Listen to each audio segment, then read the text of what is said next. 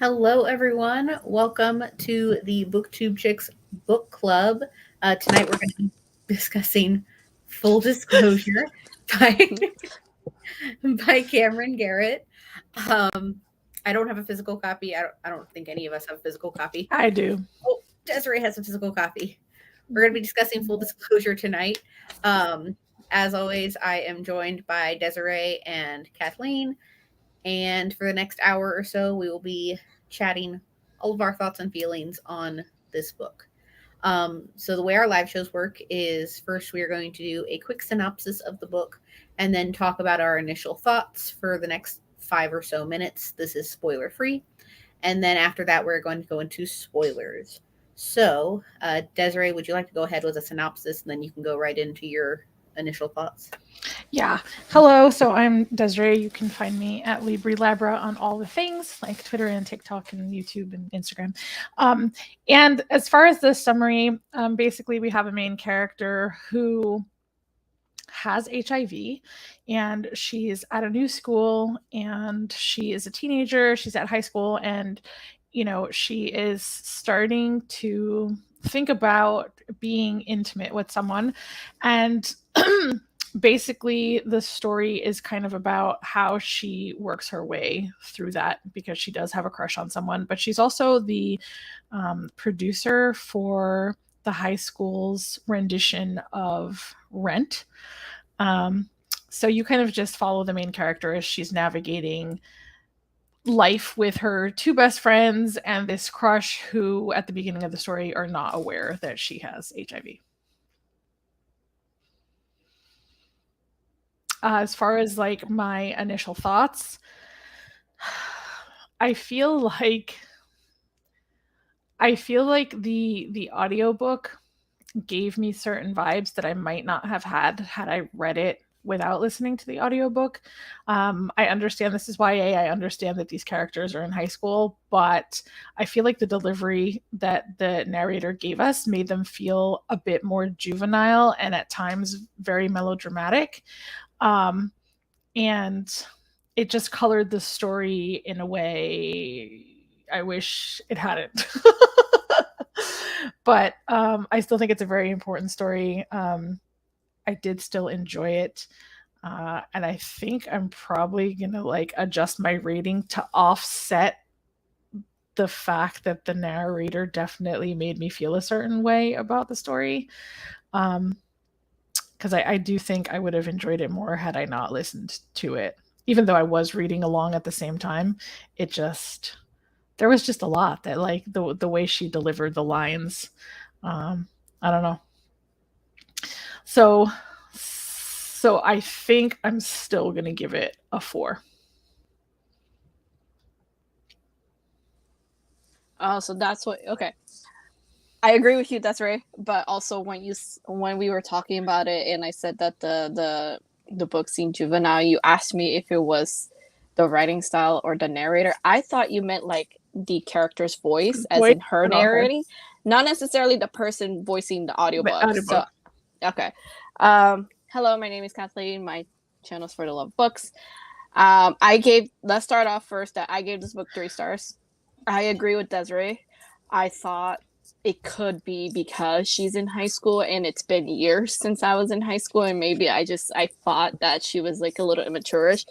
But the main character and her friends, like all of her, like even the dads, they just seemed very young to me. And like the entire like first half of the book is just them very much discussing like how to take the next steps in their relationship. And there's a lot of talk about like intimacy and having sex and how to protect themselves, and that's all great conversation, but the way it was delivered seemed very, very young. And again, these are like 16, 17-year-olds, and so they are very, very young, but I just felt like the delivery made them even more younger.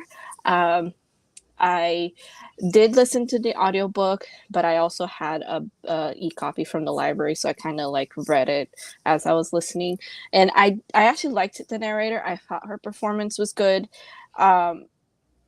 I didn't even think about that maybe she was the one contributing to the fact that maybe for me it made it seem younger, but I don't really think about it. I was just like reading, and sometimes I would get really like secondhand embarrassment, and I was like cringing in some moments. So I did. Towards the end of the book, it got better, and I felt like the voice of the main character almost shifted. She became a little bit more mature-ish for me, with the events that happened with the second part of the book. But regardless, I still felt like the book could have delivered the message better, in my opinion. But again, I am not someone who lives with this affliction. I'm not HIV positive. I don't have AIDS. I don't know anyone who lives with this affliction. So I'm looking at someone who has absolutely no experience in this world, has absolutely just doesn't know anything about this world. So that's just, again, someone from the outside. But so I did enjoy parts of it, other parts I didn't, which is the reason why I did give this book 3 stars. I just want to add really quick, because I know I'm like the oldest one here. And you guys can let me know if you agree or disagree. And not that I expect the story to reflect my experience at all, but you know, Kat, you were saying that there was like parts of it that felt cringy or just very juvenile. And to me, kind of looking back, I feel like a lot of the sexual conversations they were having would have been conversations that I would have had in middle school versus high school. Yes. Mm-hmm. Like they were just so fast. Like for our main character, like even though she grew up knowing that she has this thing and she has to be careful with becoming intimate with another person, it's not like she's been living in a bubble and she doesn't know how the world works and she doesn't know how sexual intimacy works. And it's like you said, it almost felt like I'm reading from someone who's 12, 13, 14 years old, who's kind of like becoming more of her sexuality, as opposed to someone who's, I believe she said she was in junior year of high school. That's mean that she's 16, 17. And I mean, I don't know about y'all this experience, but when I was 16, a lot of my friends were already sexually intimate and they knew a lot more about that. So it just, yeah, you're right. I agree with you. It almost seemed like I was reading from a middle schooler's perspective as opposed to a high schooler. All right. Hello, everyone. My name is Chloe. You guys are on my channel. My thoughts on this book are, I kind of have a mixture of both of their thoughts. I think that the message was really good, and I think that the representation was really good. But I found myself bored with the remainder of the story. I really didn't care outside of the main part of the story. And I agree that in some bits it was very juvenile, in the sense, conversations that are very like a middle school age conversation. But I'm also taking everything else with a grain of salt, because I think part of it is me growing away from YA, and finding the remainder of the story just boring, and I didn't really want to read it anymore. But I don't want that to reflect poorly on the book, because this book isn't for me. It's not for any of us here. So I want, like, everything should be taken with a grain of salt, and people should essentially form their own opinions. But that being said, I gave it 3 stars, which is just an okay rating for me. I was mostly just bored outside of the important topic discussions. And I think on that, we'll just go straight into spoilers. So whoever wants to start, wherever you want to start. I'd like to start with their friend group. I think I really appreciated the fact that they were, you know, a diverse friend group. You have Lydia, who had a boyfriend and was already sexually active, and she was kind of, you know, going on birth control. So that was like really important to see and observe. And they also mentioned, you know, that Lydia's parents had no idea she was sexually active. So that seems very accurate when we're growing up. either our parents know or they're pretending like they don't know or whatever the case is. But and then Claudia was Ace, which I appreciated that representation. And I think that what was Simone? Simone was the main character. I think she mentions throughout the story that she's bi, so there was diversity in there.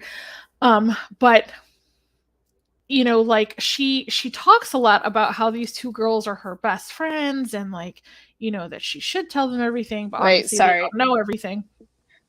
Sorry to interrupt you. Wasn't one of the friends lesbian, or am I thinking of something completely different? I thought one of the friends was lesbian.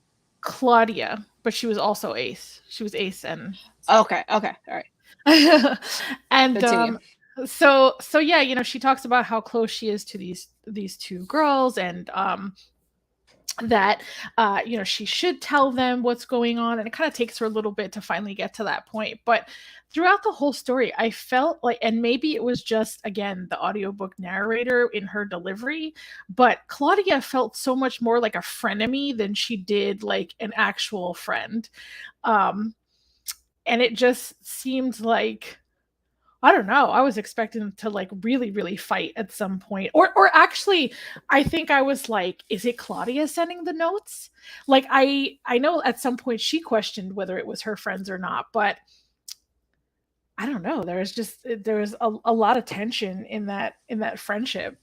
I agree with you. I think it was honestly more the narrator, because I did get that same vibe. I was like, she's like a little too edgy, and she's giving like Mean Girl vibes. Right. So I honestly think it was the narrator to me, person. But no. Yeah, I agree. They were supposed to be this best friend group, and I'm like, you guys don't act like best friends. And I get it that Simone was like the new one in the group, but I get the same vibes. I also think that Simone was also a little really guarded, because she has this huge secret, and she was like stabbed in the back before. Like, I believe the name was Lisa, of her old friend who she told. And in return, Lisa like spread the rumor and basically ratted her out to everybody. And so I feel like she was guarded, and maybe that's the vibe that we're getting, where if they're supposed to be like this really close group of friends, but they're really not, because again, our main character is holding back this huge secret. And yeah.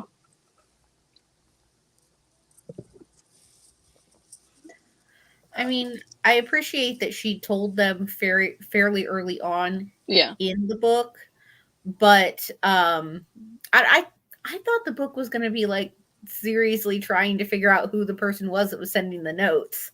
And then it was just like the notes would come and she'd get upset, but she wouldn't say anything. And then, weeks would pass by and then another note would show up. I mean, there was a moment where I did suspect like maybe it was one of her friends. But I feel like very early on, I thought it was one of the drama kids. I thought it was going to be someone who also had a crush on Miles that was giving her shit. And so, but wasn't that it? Like, didn't the dude who said something, what was his name? Didn't Jesse? He do it because he mentioned, it was revealed that he also liked Miles, and that's why part of the reason why he was doing it. That was a small. I feel like that was a smaller part. There was like a bigger thing going on there. Skipping a whole bunch of parts in the book. Moving to that part where we discover it was Jesse, the reason why he did it, and then that stupid apology letter that he wrote. It gave me Simon versus the Homo sapiens agenda vibes, where the dude later tries to apologize to Simon for ratting him out, and then Simon was like, you took that choice away from me. And that's the same thing that, what's our main character's name? Monique? Simone. She said the same thing, you took the choice away from me, or something like that. It gave me like, I felt like I was rereading that scene from Simon, where he's like apologizing, and then he gives the excuse that someone in his life is also HIV positive, and I'm like, the same thing, the guy from Simon, his brother is gay, and I'm just like, just a lot of comparisons. I remember reading that scene. I'm like, oh, we're having a Simon, like a Simon recollection again.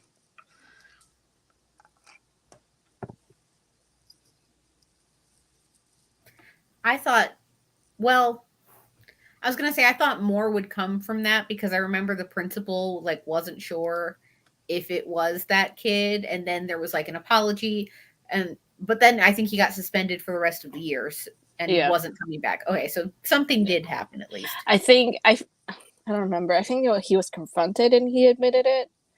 I'm not sure though.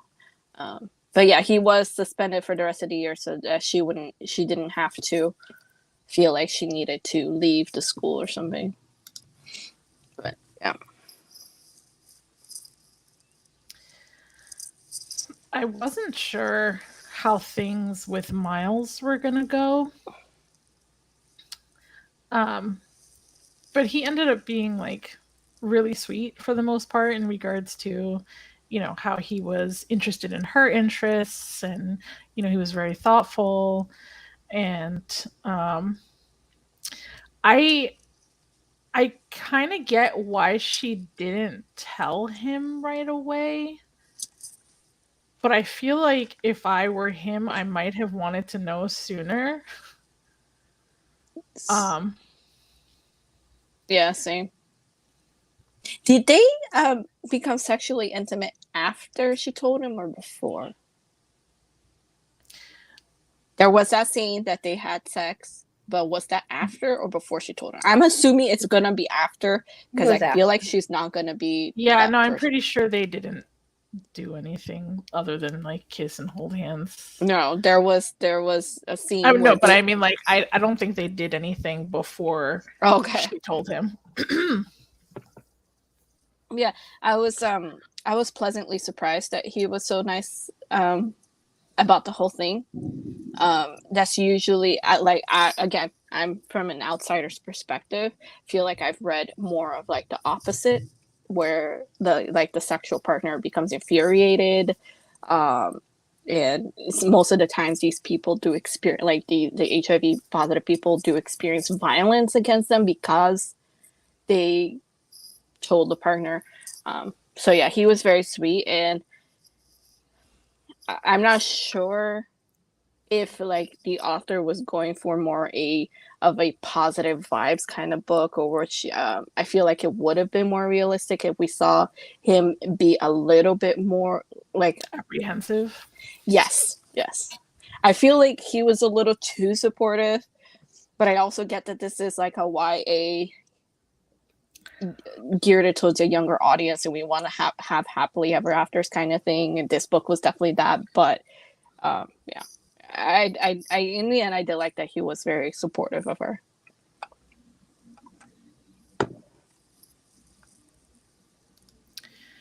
I don't remember what they were saying about her mom. Like, did they adopt her? Is that what happened?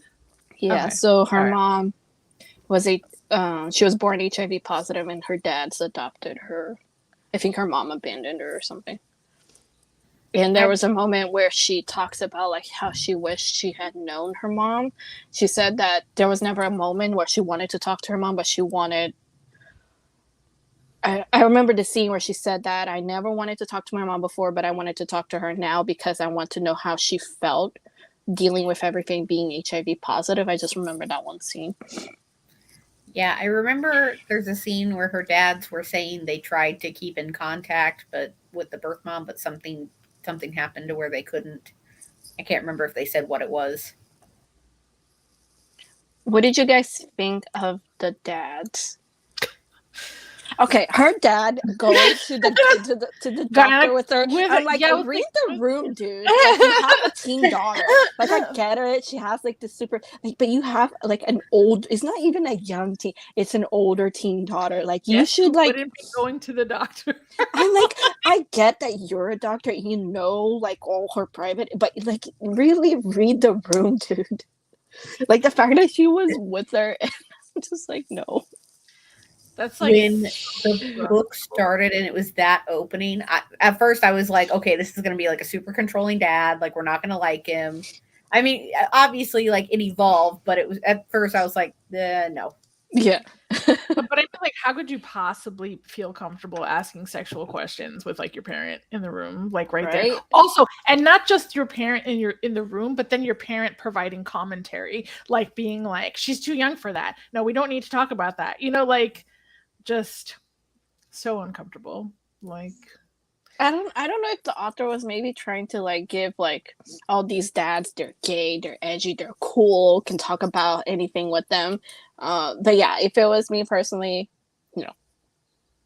No, not anybody in the room, because that's like, I feel like that's like something so personal and private. Only your doctor should be hearing, not your dad. Even if oh, is that me? Did my internet just You're muted. No, I thought it was me. Okay. But All right. So maybe- maybe we lost Cat. Damn, we lost Cat like mid sentence. I think we're gonna lose her completely, probably. Yeah, I sent her a text that said she's frozen for both of us, but we're normal. Well, I guess so we'll keep going. so yeah, the dad's being like trying to be young and edgy. I don't remember which dad it was. I think it was probably the dad that was taking her to the doctor's office that was consistently giving her shit about stuff, like being on the phone all night or like having a condom in her hair. I think I missed how that happened. I just remember him saying something about it and being like, that what? was right at the very end, so I don't think anything happened from it. It's like, read the room. Like, I don't know, man. Being a teenager is so tough as it is. Like, as a parent, why do you want to make that more awkward than it already needs to be? It just seems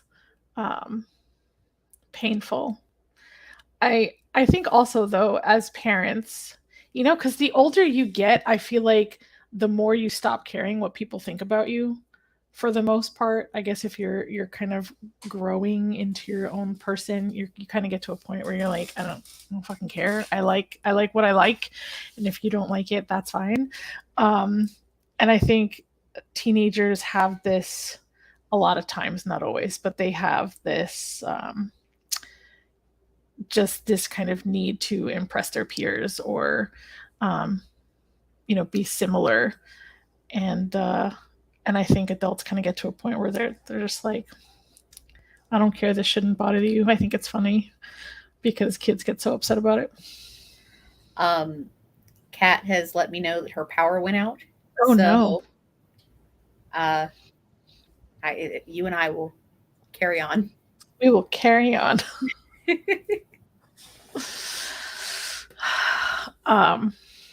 What did you think of that apology or that reasoning for why that kid was sending her? Okay, so I get it. Like, I get his reasoning and all that, but like, don't be a dick about it. This is going to turn into like our quarterly romance ones where I'm just like, no. I don't like you're in a hospital, you shouldn't be happy. Shut up. I get it, but shut up. But, not that I'm defending his actions in any way, but at the same time, losing a parent, like there's going to be complicated emotions there when you're at the hospital trying to visit a parent who also has HIV and then doesn't end up making it. I can see how someone would be really upset about that. I understand it, but like, I wish that character could also see the other hand of, like, he was explaining how his dad was sick and never took his medicine, and I wish he could like see the flip side. I forgot that, but yeah, right. Yeah, like, people can live relatively normal lives if they do what they're supposed to do. Essentially, just take your medicine, follow whatever the guidance is that you're supposed to do, and you can have a relatively normal life. And also, she's like, you were so happy at the hospital. Wasn't she meeting the group at the hospital? I think so. Oh, we got her back. It's back. Yeah, power went out, so we lost the internet. Do you remember what you were saying? You were talking about the edgy dads. Yeah, it's just it just felt weird having him in the room, and I understand that they were trying to be like support, like throughout the book, they're trying to be supportive of their HIV positive daughter, but it just, even then, it just feels like there needs to be boundaries with a teenage daughter. I agree. And I said that, like, I feel like the dads were just giving her a lot of shit. And that being a teenager is already awkward enough. Mm-hmm.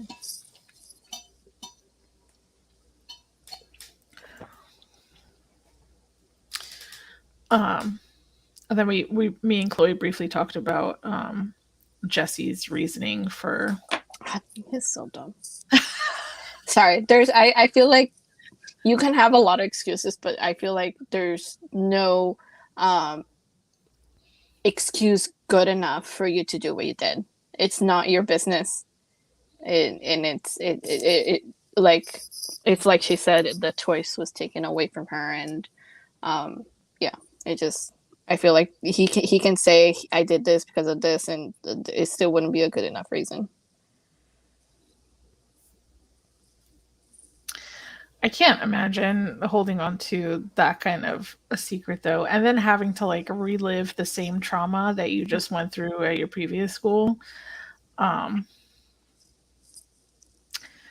But, you know, being as he found out about her from visiting his own dad, like even if she hadn't told anybody else, even if she hadn't told Miles or her friends or whatever, like this would have still happened. It would have still like played out in a very similar way. I don't know what I was expecting from the rent aspect of it, and I know that this book is not about rent. And there was still lots of things where they were either at rehearsal or she was giving tips or, you know, she was doing her job as a producer, and they talked a lot about musicals and stuff like that. I wish there had been a little bit more about Rent, or maybe just connection. Yeah, maybe. Yeah. I mean, like the connection is there in the sense where Rent is about, you know, people living with HIV. So like, I totally get that. But I don't know. I think I would have liked to see it play out a little bit differently. I get what you say. Like I wish there was more depth to like connecting. Like, yes, the message is there, but it's almost like it's mentioned and not touched upon. And like, I feel like the musical is such a huge part of the book, and it feels almost shallow to me. And also, I feel like this book is 290 pages. It's really short. She could have added like another couple of pages just to kind of like make the musical tie in so much better with her life and how it, you know, the message behind it. I don't know. That's just me. I will say that I've never seen Rent. I would like to, but I've never seen it. I appreciate that it wasn't super heavy on references, because I think they wanted to, I think maybe it was to try and keep it for people who have never seen it, maybe. So it was not super heavy to where you don't understand it. But I understand where you're coming from with wanting those references as well. I mean, mostly because when I lived in New York, that was one of the few Broadway shows that I saw, and I saw it like 8 times. Like, I've never seen it. It was like, I know that soundtrack front and back. Like, it was just a big part of my teenage growing up. So like, I had bought this book, but it wasn't until I heard somebody say she's producing Rent for her high school, whatever, that I was like, oh my God, I need to read it right now. So yeah, I personally have never seen it. So But I did like that there were also other like musical references in there because I've never seen. I think it was like Sweeney Todd was her favorite. I think so.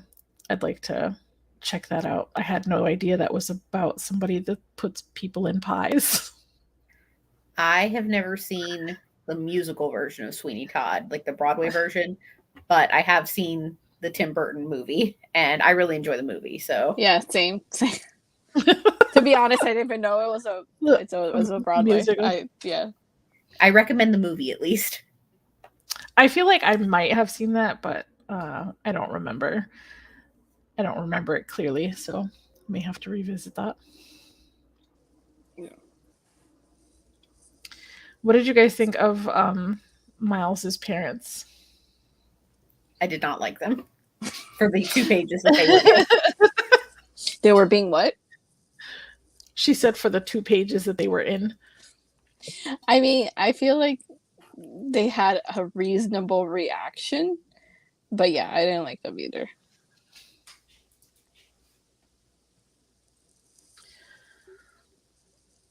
But I figured there would be more like Karen-esque, like yelling at the principal for not knowing that there's an HIV positive, person in their school, and not telling all the parents and blah blah blah. And so I figured there was going to be more of a Karen-esque kind of reaction, but that's not what we got. But I feel like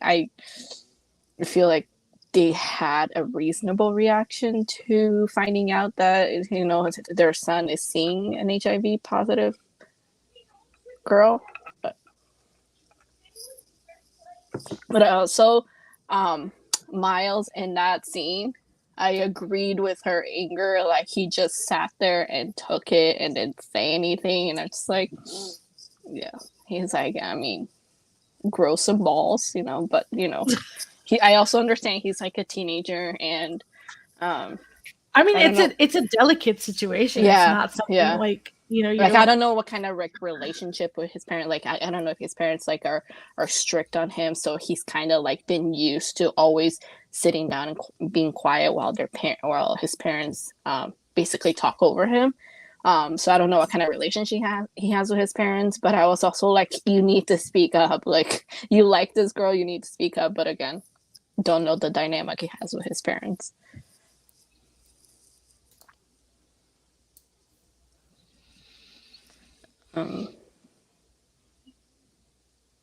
Yeah. Anything else, you guys? I don't have anything. I've kind of just been the message was good. The representation was good, but I'm just like, am I growing away from YA? Is it that time? I think I was asking myself the same thing. I mean, like I said, Desiree, I was like, you guys can choose adult reads next year. I mean, this wasn't my pick. This wasn't my pick. Yeah. I mean, I tend to read more like fantasy sci-fi, and I feel I still love to read those regardless of whether they're YA or adult.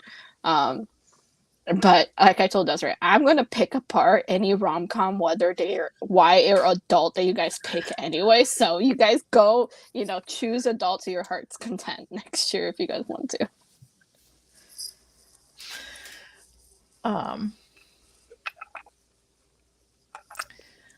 Wait, I have a question. Is the author, does she have any kind of experience with the HIV community? Is she have that or know somebody who has? I don't know if she knows somebody who has. It didn't sound like she did. I didn't read the entire author's note. I normally do. I just didn't get a chance to do that before the live show. But she, in the beginning of it, talked a lot about the research she did into Simone and stuff like that. So I was just wondering, what made her choose this topic? What made her get up one day and be like, I want to write about a HIV positive teenager, Yeah. Now I'm wishing I had read the author's note because I feel like the answer's probably in there. It was either the author's note or the acknowledgments is 10 pages long. It might be both of them together. The acknowledgments were pretty long. Yeah, the acknowledgments like on the audiobook was like 8 minutes long, and I like listened to like the first minute. I was like, I didn't listen to the. I really like that she has all of her resources in there in regards to the research that she did. I think we lost Kat again. Yeah, I think we lost Kat again too.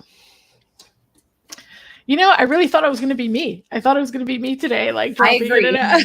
I agree. I'm gonna check here again. Something's happening. So yeah, there's activists to follow. There's all these HIV resources.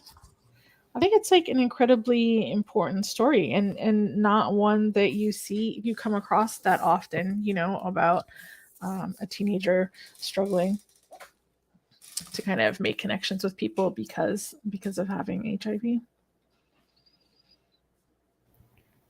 Well, something might be happening here. Well, she said no, but my Wi-Fi is super unstable. Okay. I was gonna say if we don't have anything to talk about, we can kind of wrap it up. Start heading towards the wrap up, but I wanted to wait for Kat to get back. Let's see if she pops back in. Okay.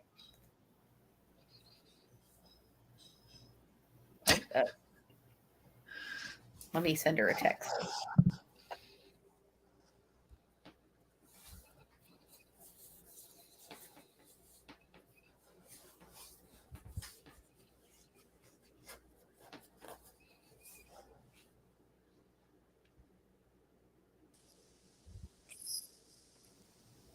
Sorry, it's going to keep happening a lot. Well, if we don't have anything else to talk about, we can head towards wrapping it up. I just didn't want to do it while you weren't here. Right. I'll go first since who knows if I'll drop out again. So wrap up. I enjoyed the story. There were certain aspects I really liked about it. I did give it 3 stars, mostly because I thought our main character's voice was a little bit young, and as we mentioned before, it felt like I was reading from a middle schooler's perspective as opposed to a high schooler's perspective. But I did enjoy more of like the second half of the book as opposed to the first half. Again, the first half was where I experienced more of this juvenile voice, as opposed to the second half, where I feel like the main character, grew more and became more confident in herself. So I did enjoy that. I did like the relationship. It wasn't perfect, but I guess I did like the relationship that she had with her friends, and also the relationship that she had with her dads. And I did appreciate that the love interest didn't turn out to be douchey, and that he did support her despite the fact that she has this affliction, which in a lot of cases, I feel like I've read a lot of cases about how sometimes the partner will turn his back or her back on the person who has the HIV or the AIDS. So I did appreciate that we saw a different, more happier perspective in this book.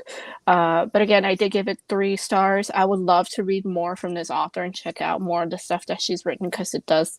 Again, I don't know if the author chose this topic for some reason, or if she tends to choose more heavier topics for her books, but I would definitely love to check out more of her books and see what else she's come up with. But yeah, I did give this book 3 stars. Did you want to go first, Chloe? Okay.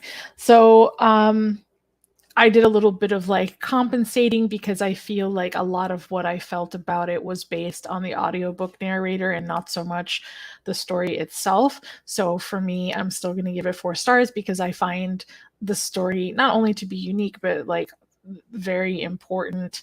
And like Kat said, a different perspective, in addition to having a lot of diverse representation, and just really some really good conversations happening in the story, from having gay dads to being adopted to dealing with AIDS to, being sexually active for the first time and exploring what that means and how to be responsible. So those are excellent conversations. And I would also I'm still trying to find my place and still trying to figure out, is it me or is it YA? But but I do have another book by this author on my wish list, so I will probably still check it out, I think. Overall, I gave this book 3 stars. I think the message is really good and the representation is really good, and both are really important. But overall, I found the remaining aspects of this book to be boring, and I agree that the character was kind of portrayed in a juvenile light. So I am going to stick with 3 stars. I'm also kind of in the same boat of, am I growing away from young adults, or was it like genuinely boring? Maybe it's both. Maybe it's me. I don't know. So hopefully, everything that has been said in the live show is kind of taken with a grain of salt, and other people are able to form their own opinions on this book. Because like I said, I mean, this book isn't for us, but I still want other people to be able to check it out and have it find its audience. Excuse me. And on that note, really quickly, we will talk about upcoming live shows. We'll kind of go in order of everything that's happening. The first one coming up is going to be Pages and Pals, which is a monthly live read-in hosted on Kathleen's channel, which is linked in the description below. That'll be on September 10th at 8 p.m. And that is, we just kind of sit around, hang out, and read whatever we're reading. Nothing specific. The next show after that is the September book club. And in September, we're going to be reading The Shadow Between Us by Trisha Levenseller. And this is a fantasy. It was Kathleen's pick. About a princess, I think. She is to marry the Shadow King, but she also has to kill him and take the kingdom for herself. So I'm interested because I don't read a lot of fantasy, but this did sound interesting because I think this is the one I also voted for when we were voting. And this live show is going to be on Sunday, September 25th. At 6 p.m. Eastern on this channel. And then after that, are we still in the third quarter? No. For Quarterly Romance Book Club, which is hosted by Desiree and myself, and it's on Desiree's channel, also linked in the description below, we are reading 3 Kisses, 1 Midnight by Evelyn Skye, Rashani Chucksky, and Sanja Menon. And that is like a Halloween-y, witchy romance book. That might also be YA, and we're both growing out of YA. But I'm not 100% sure when that live show is off the top of my head. I want to say maybe it's November 5th or November 6th. But all that information will be posted on our Twitter and our Instagram, which you guys should make sure you're following. It is at Booktube Chicks on both of those. But that is everything we have for this live show, and we hope to see you for all of our events and next month for discussing The Shadow Between Us. Bye. Bye.